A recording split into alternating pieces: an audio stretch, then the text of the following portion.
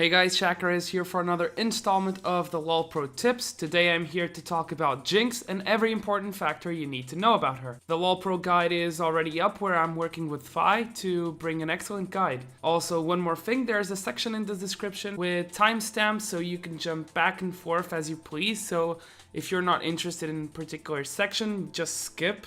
And if you want to come back, you can always look in the description. Now that we have that out of the way, let's take a look at Jinx's important base stats. Starting with range, she sits at 525, which is lower than some of other marksmen. However, remember that in rocket mode her range goes up to 700, which is pretty good. So just so you can have an idea of her range, this graph will further explain it. Now on to her other stats. Out of the 16 most common marksmen, Jinx has the 4th highest base health at level 1 and the 8th at level 18.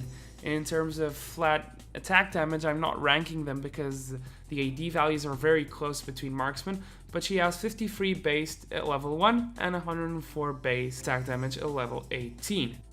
As for attack speed, Jinx's is very low. At level 18 she only has 0.8 attack speed per second, which is much lower than any other marksman.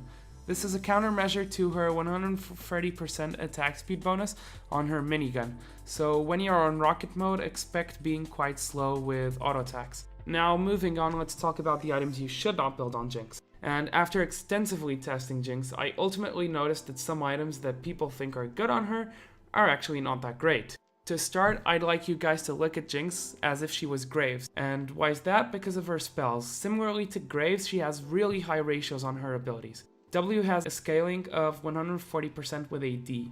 Exactly, 140%. Meaning Bloodthirster will amplify the damage by 140. Excluding the resist, of course. Her ultimate also hits pretty hard. Apart from doing percentage of missing health, the base damage is high and it has a scaling of 100% with attack damage. So first item on the list is Blade of the Ruined King, and it looks like a good item on Jinx and it helps her with her low base attack speed and it gives her a good active to combat her low mobility. The problem with this item is that it won't solve her low mobility problems. Sure, you can use the active to kite, but then Fizz, Zed or Ahri will just dash back in and catch you regardless. You can't help being caught and killed by assassins if you have no peel or good positioning. Not only that, with such good ratios, you should really get a hard scaling item like Bloodthirster or Infinity Edge instead. Speaking of mobility, the second item on the list is Trinity Force, and I've seen a lot of people discuss Trinity Force as an option for Jinx. Why not? Well, to start, Phage was nerfed on ranged champions, only yielding half of the movement speed compared to before the nerfs. And not only that, her cooldowns are quite long, apart from her zap, which is 6 seconds at max rank. This means she can't get that many Spellblade procs to actually use Sheen well. The third item I saw people considering a lot was Tear of the Goddess, and ultimately Muramana. And despite you charging it decently fast because auto attacks in rocket stance fill tier, you'll be delaying your core build and making your laning a lot weaker. The reason why we see Ezreal doing it is because he can get away with it due to his very high mobility. Now for the complete build you can check LoLpro, but there is one more item I'd like to talk about, and that item is Runon's Hurricane. But unlike the other 3 items, I actually see potential in this item on Jinx. And now you might be thinking that I'm probably mad. What's interesting about this item is that it works on Jinx's rocket mode. What does this mean? It means that assuming 3 targets are close to each other, you'll do 210% damage to each one. It's not something I'd necessarily do, but it might work. Ultimately, I'd suggest you test it as it may not be the smart choice. Now, moving on to tips and tricks. Use quick stance switches to harass from afar. You can quickly change to Fishbones, auto-attack the enemy, and change back to Paw Paw, and keep the normal laning phase with blast hits. Use the splash damage on Fishbones to your advantage. If you see an enemy close to a minion, you can damage him by hitting the minion, provided he's within the 150 range. Be aware of the rocket splash damage when sieging. If a champion is hugging the tower, don't auto-attack it with Fishbones, as you'll draw tower aggro. Zap has a long delay and is quite easy to sidestep, so try to either fire from the Fog of War or use it in between other skills to make it more unpredictable. Zap grants true vision. This means that if you hit an enemy while near their ward, you'll actually see it. It's also a very good tool versus stealth units like Twitch. Flame Chompers have a slight delay, so be careful when placing them. And versus champions that jump at you, it's imperative that you let them use their dashes and mobility moves before you use your crowd control. If you zap or use Flame Chompers too early, chances are a champion like Fizz will jump over with Playful Trickster. Super Mega Def Rocket has a delay, just like Zap, so if you're too predictable, chances are you'll miss. Try to go into the Fog of War to ult. You should have a mindset similar to that of when you're playing Ezreal. Remember that it needs to travel for at least 1 second to deal maximum damage. So now to talk about the best supports and the best comps for Jinx, I have here with me Impact, who is a Diamond 1 support player, and a link to his channel will be in the description. He focuses mainly on supporting and how to support correctly, and if you want to learn more about support, I definitely recommend you look at his videos. So my top support for Jinx is Nami. Nami's kit is just perfect for Jinx, giving her everything she lacks. Aqua Prison will allow Jinx to follow up with her Flame Chompers and allow for an easy zap.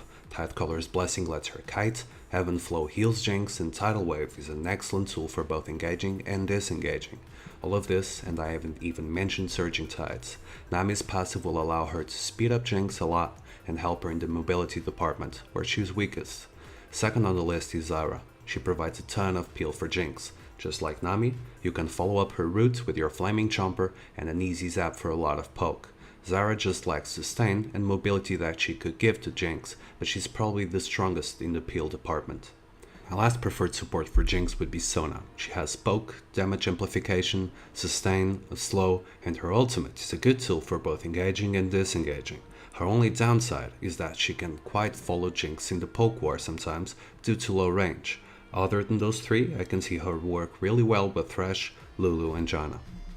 Team comps. Jinx isn't very mobile, but she has immense range when equipped with Fish Bones on her Zap and also on her Super Mega Death Rocket. She has the damage and burst for a pick comp and the range and AoE for Siege, and her kit makes her a rather effective and deadly poker. For this reason, I think that the comps that will suit her better are either pick-off comps, Siege comps, or poke comps, the last two being somewhat similar. When playing pick-off, she synergizes incredibly well with the likes of Ahri, Fizz, Kassadin, and Zed. High mobility assassins that can remove a champion from the map in a heartbeat. In the top lane and jungle, you want crowd control to lock down targets, like Shen, Zac, and Malphite, and Nocturne, Vide, Nautilus, and Jarvan in the jungle. Combined with Jinx's burst and follow-up CC, you'll remove targets one by one in skirmishes before a real 5v5 can occur. Your jungler support will need an oracles and a lot of wards right after the laning phase to take full advantage of her power. You'll then be looking for pick-offs on the enemy jungle. In case you can find any, that is also potential to play the Siege game. Albeit slightly different from pick-off comps, Siege comps use a lot of common champions, but use champions like Gragas, Orianna, or Anivia to single out the target.